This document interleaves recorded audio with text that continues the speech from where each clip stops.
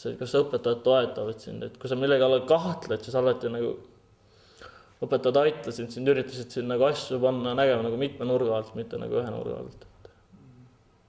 Nagu võib-olla tegelikult see õppimine võib-olla vaatati ei olnudki nii suur, sulle rohkem nagu õpetati seda, et kuidas sa harjuksid asju tegema või see nagu kohusetunnet õpetati sulle rohkem siin minu jaoks.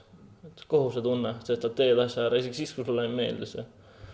Siis oli, meil oli vallast oli üks sotsiaaltöötaja, siis, kes käis ja otsis, nagu aitas meie pere. Ma olen hästi suurest perest pärit.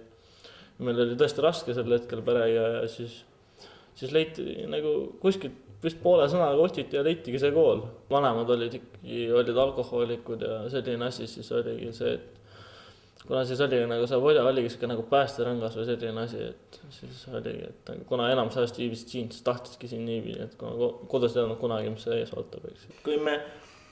Kui alati mingi probleem oli, et miski, tihtipeale vaata kõik ei saagi alati hästi olla, siis kui meil mingi probleem oli, alguses rääkisime alati temale, siis tema, kuna ta oli vaata kasvataja natuke kõrgemal või kuskil ikka, siis tema nagu aitas läbi meid selle, et rääkis kindlasti tema käis koosolekutel ja rääkis, püüdis ka nagu seda meie poolt välja tulla ja nagu selles suhtes tema oli nagu selline side oli nagu läbi tema olemas nagu õpetajatega.